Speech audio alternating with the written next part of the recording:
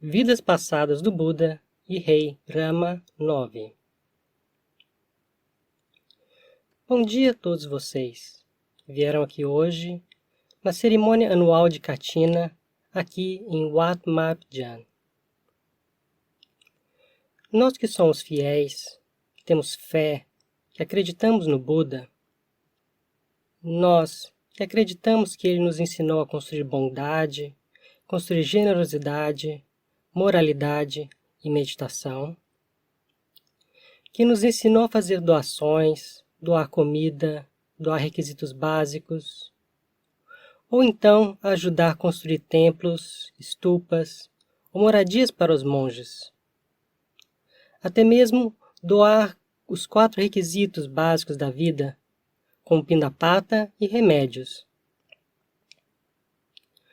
Hoje trazemos um dos 4 tipos de requisitos básicos aqui, isso é, o pano da cerimônia de Kathina.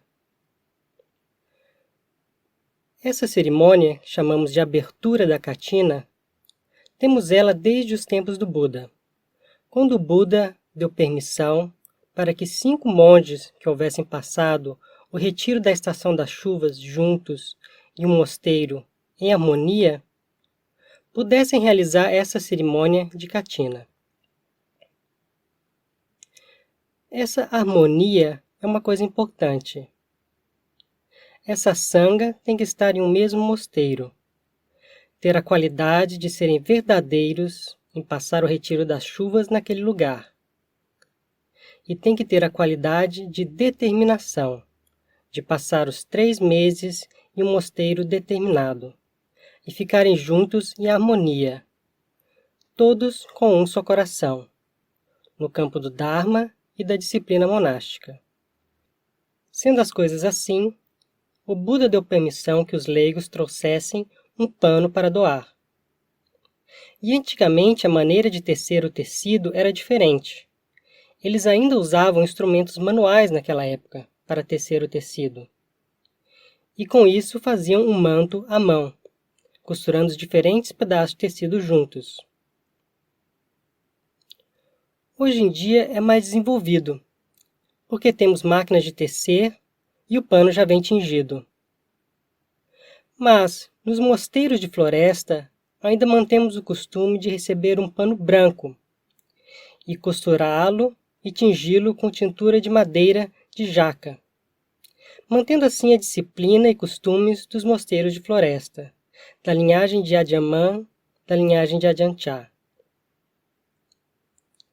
Ajahn Chah dizia para não largarmos esse costume de tingir o pano com a tintura artesanal, porque isso vem desde os tempos do Buda. O próprio Buda recebeu panos de Kathinas dessa maneira. O Buda ele tinha muitas virtudes, muitas qualidades espirituais. Mas houve um nascimento passado, antes de se iluminar, em que ele ainda estava construindo Paramata Parami, virtude do mais alto nível. Naquele nascimento, ele nasceu como membro da casta Brahmani. Mas era muito pobre e possuía apenas um tecido branco como vestimenta superior. Esse era o pano com o qual podia demonstrar sua posição social de Brahmani. Saindo de sua casa, ele tinha que vestir esse pano. E ele compartilhava esse pano com sua esposa. Um ou outro usava de cada vez. Naquela época, houve uma cerimônia de Kathina, de um Buda do tempo passado. E o nosso Buda, que naquela época ainda era um Bodhisattva, tinha muita fé e queria fazer uma doação. Mas, se doasse esse pano que tinha, quando saísse de casa, as pessoas não saberiam que ele era da casta Brahmani. E essa questão de castas era muito importante na Índia. Se não pudesse ser um Brahmani, seria de uma casta muito baixa. Mas ele tinha fé no Buda daquela época. Naquela Kathina, aconteceu de faltar uma agulha para costurar o manto. Então, o Bodhisattva trocou seu único pano superior no mercado por uma agulha, que doou para aquela cerimônia de Kathina. Dessa maneira, e de muitas outras, o Buda construiu qualidades espirituais. Ele construiu a virtude da generosidade, construiu a virtude da moralidade. Nosso Buda construiu paramis, virtudes ou qualidades espirituais, com sabedoria como a principal virtude. Esse é o meio mais rápido de se tornar um Buda completamente iluminado.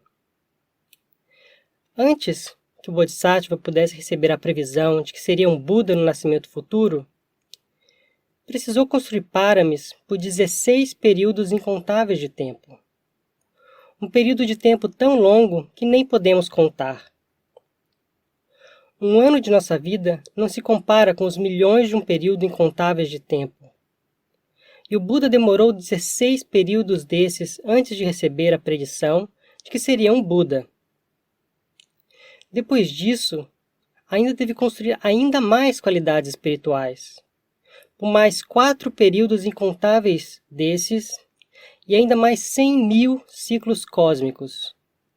Demorou muito tempo, mas o Bodhisattva não se desanimou. Estava determinado em salvar os seres do Sansara, o ciclo de nascimentos e mortes, ao qual não conseguimos ver um começo, não conseguimos ver um final. Imaginem um novelo de lã do tamanho deste salão, e que tivéssemos de encontrar as duas pontas desse fio. Seria algo muito difícil de encontrar. Não poderíamos encontrar o começo desse fio.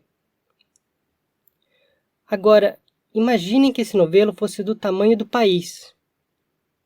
Encontraríamos o começo desse fio? Ou ainda, se esse novelo fosse do tamanho do mundo, encontraríamos essa ponta do fio? Isso que eu estou falando é um símile para o Sansara, no qual não podemos encontrar um fim para esse nascer e morrer. Onde está o fim disso? Se não praticarmos e não abandonarmos nossos pontos de vista incorretos, a nossa ignorância não chegará ao fim. Ficará conosco por um tempo inimaginável. Isso é o Sansara. Mas o Buda, quando era um Bodhisattva, um ser buscando por iluminação, teve compaixão pelos seres desse mundo, de maneira que construiu qualidades espirituais, até que no final pôde atingir o estado de Sama Sambuddha, um Buda perfeitamente iluminado.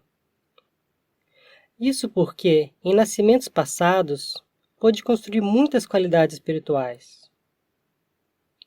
Em um certo nascimento passado, ele foi rei na cidade de Varanasi, e construía paramis naquele nascimento. Ele construía moralidade, carregava os 8 preceitos durante os dias de observância, e doava panos nos tempos de Katina. Fazia todo tipo de generosidade. Cuidava da cidade e da população seguindo as leis do Dharma, e era um monarca que girava a roda do Dharma. Cuidava da população usando o Dharma. Ele renasceu muitas vezes como o que chamamos de monarca que gira a roda do Dharma, ou Dhammacakkaradika. Renasceu muitas vezes como rei no nosso mundo humano, assim como rei nos mundos divinos.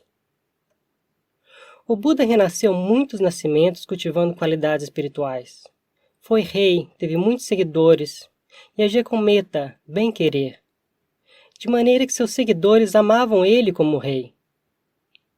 E durante sua vida, ele se sacrificava muito pelos seus cidadãos, de maneira que eles tinham uma vida tranquila e feliz, e ele acabava com todos os problemas. E quando ele falecia, ia para o céu de Tusita, que é um plano divino para todos os bodhisattvas. Muitos de seus seguidores praticavam generosidade, mantinham os preceitos morais e praticavam o Dharma, espelhando a bondade de seu líder. No final, muitas pessoas ficavam tristes por perder seu líder amado. E o Buda nos contou sobre esses seus nascimentos passados. Comparamos agora com os tempos atuais. Temos um rei muito querido na Tailândia, o rei Rama IX. Sobre esse rei, muitos monges sêniores disseram que ele é um bodhisattva, que construiu muitos paramis. É um bodhisattva que construiu parami com fé como seu principal parami.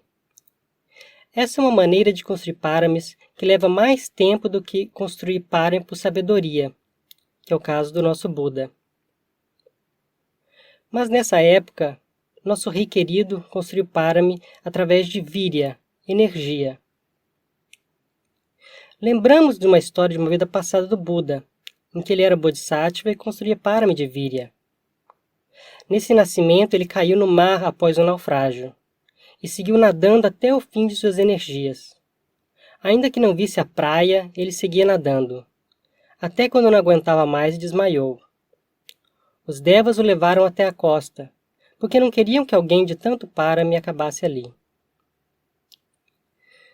Hoje em dia, muitos foram os adyans que falaram que nosso rei é um bodhisattva, com certeza. E nós podemos nascer nessa época de seu reinado. No futuro, ainda poderemos renascer no tempo em que ele se torne um Buda completamente iluminado. Nós mesmos podemos talvez sermos discípulos sávakas desse próximo Buda. E ele poderá recordar o tempo passado em que renasceu aqui na Tailândia, sob o nome de Rama IX, e que haviam tantos cidadãos sob seu reinado, de que era um país budista com muita prosperidade, de que os cidadãos possuíam moralidade e dharma em seus corações, e viviam em felicidade. No futuro poderá lembrar daquela época em que haviam arahantes e bodhisattvas no seu país, com muitos arahantes sob seu reinado. Nós que temos Ajahn Mun, Luang Mahabua, Ajahn Phan, Ajahn Kau, Ajahn Chah e outros, tantos arahantes com muito parami. Talvez no futuro ele venha se lembrar desse nascimento passado assim, enquanto ainda construía parami. Por isso, podemos dizer que temos mérito, de termos nascido e encontrado com a religião budista, e sendo ele um rei que suporta a religião, ele mesmo um praticante do Dharma, dando exemplo para seus cidadãos.